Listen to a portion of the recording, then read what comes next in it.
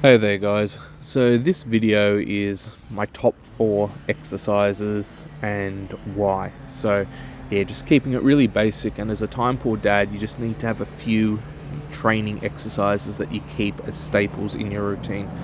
The weight that you use, sets and reps, you can play around with that, as well as the frequency. But yeah, manipulating the volume and intensity is probably going to be one of the biggest takeaways. There's many different ways to utilize these lifts. So I'll start it off, bench press. For me, I obviously enjoy the movement, but when it comes to a strength and mass point of view, bench press is really good at developing strength in the upper body. And one of the main reasons is when you're bench pressing, generally it's the heaviest weight that you're going to use for an upper body exercise, and it's going to hit the chest, shoulders and triceps particularly well. When you get a bit more advanced and look more into powerlifting and the rest of it, you'll learn how to arch, retract your scapula, set yourself up, and that's going to involve a lot more of your traps and back as well. Your back actually has to work really hard isometrically to hold position. As a beginner lifter, it's probably not going to make a lot of sense, and you're going to think, bench press is only chest and shoulders as well as a bit of triceps. But the more, in depth you get, the better you set up and you start to treat the bench press as a skill and not just an exercise. You'll find that there really is, a fair bit of back work that gets done with bench pressing. That aside, in terms of just pressing, you're going to develop the chest and shoulders really quite thoroughly. It's just a very good all-round movement for putting mass on the anterior side of the body. Sets and reps, you could go anywhere from 4 sets of 10 all the way down to 3 sets of 3. It really depends on the individual and what you're aiming for. For me, in powerlifting at the moment, I'm doing more sets of 3 by 3, but my assistant exercises and other exercises, I'll do some speed bench, for example, and I'll drop the weight and do 4 sets of 10. Now, the next one that I add to the list is the overhead shoulder press. Now, this directly hits my shoulders really quite hard. There's a fair bit of tricep extension, as you can see, but the other thing that a lot of people forget, especially with the one-hand version, is it works your upper back really thoroughly from a stabilization point of view. And having the ability to stabilize your scapula under load is going to carry across to bench press. You're going to be a stronger bench presser.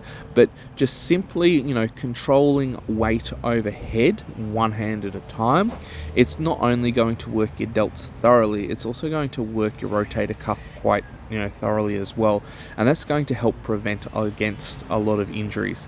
Now, typically I keep the reps on the overhead press really quite high. I like hitting 15 to 20 reps. That's my ideal. And the simple reason is I'd rather keep the bench press with the lower reps, and shoulders can get hit heavy and hard there, versus the overhead, the reps are higher, it's not as taxing on the shoulder joint itself, and with higher reps I find it's far easier to maintain form. You're far less likely to get injured, and at the end of the day, if you're bench pressing heavy and you're overhead pressing, shoulders are being hit twice a week quite thoroughly. So I wouldn't necessarily put them in the same session. I'd probably bench press on a Monday and then overhead press on like a Thursday or Friday.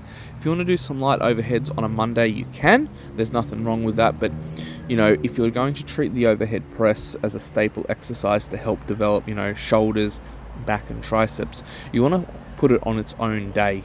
Do the overhead press and then do light bench press.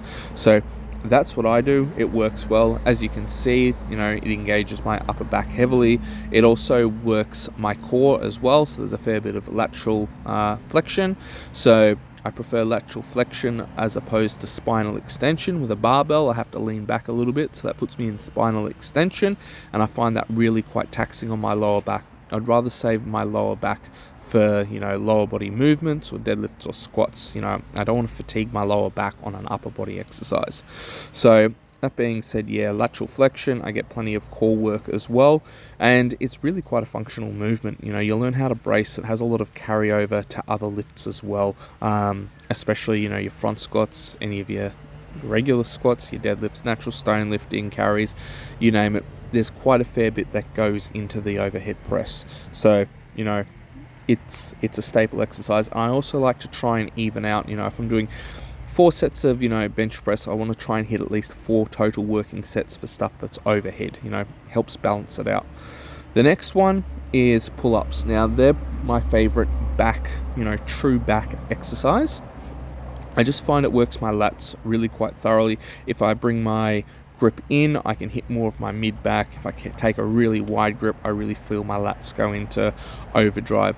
It really depends on what area of the back you're trying to work the most, and that's going to dictate where you have your grip. The other thing that I like about it is pull-ups, it's decompressing. I don't have any weight running through me. I actually find it helps ease or stretch out my lower back a little bit, especially after heavy squats and things like that. You do them the next day and they just feel nice.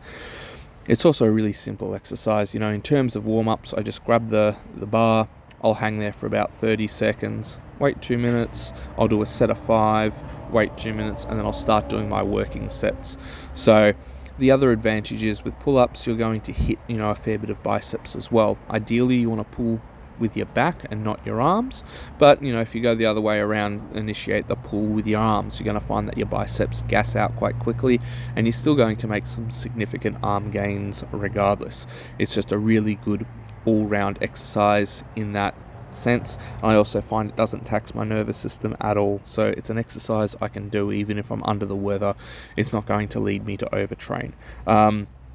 Depending on the individual, sometimes I'll cross my legs when I do the pull-ups. Other times I'll touch my feet on the ground in between reps. If I'm touching my feet on the ground in between reps, that just helps me on the base in terms of just transferring some of the load into the ground, so it's not the shoulder joint that has to take the brunt of reversing the movement. Because at the end of the day, if I'm controlling it down, that's great. I just offload that little bit extra at the base, I save my shoulders, and then I pull myself back up. Some people say it's cheating. I don't care. Like, at the end of the day, you're training because you want to get bigger and stronger, and you also want to look after your body. If you have to deload some of the weight onto the ground first so that your shoulders stay happy and healthy, then by all means go and do it. When it comes to lower body for me, it's squats. Now, it's either traditional squats like powerlifting, because that's the sport that I compete in, or it's front squats. Either version, I really don't mind. A lot of the time in the off season, I just stick to front squats because I just find my recovery from them is a lot better. It's not as taxing on my nervous system or my lower back. And if you're someone that works, as a labourer or in the construction industry, and you really need your lower back every day, you're probably going to lean more towards the front squats, because they're just not as taxing on the lower back. So you go to work the next day and you just work as per normal, and you'll definitely feel that your legs have been worked, but you won't feel that your mid and lower back have been thoroughly worked. If you do a heavy squat session, low bar and the rest of it, and there's a lot of lower and mid back involvement, the next day you walk around, it's like, I can really feel my lower back, and it doesn't particularly feel great. Not that you've injured it or anything, it's just severe DOMS in the lower back doesn't make for a very good work day. But squats, they're a quality exercise. Again, sets and reps, you can go anywhere from 3 sets of 3 if you're more in a powerlifting comp prep. I got a comp coming up, so I'll stick more towards the singles, and then I'll do some back off sets, 5 reps. But yeah, look, you can do whatever you sort of want in that regard. I generally find for a lot of time poor dads and general, gym goers, 4 sets of 10 works well, or you can work up to a slightly heavier set of, 5 or 6 reps, and then do, 3 back off sets at, 10 reps. And it's up to you if you want to pause the reps. I personally prefer pausing a lot of my reps because it gives me, more control, more time under tension, and that's going to carry across to a stronger comp squat when I use belt and knee wraps. But everyone's different. It really depends on, the individual and what you're trying to achieve. But as I said, training, keeping a few staple and simple exercises goes a very long way. And this is my, top 4 that I go with, and I just keep them in my program regardless. I'll adjust the weights, as I said, as well as the sets and reps, but they'll always be in there to some extent. If you guys have any questions, feel free to comment below. Otherwise, have a great day wherever you are.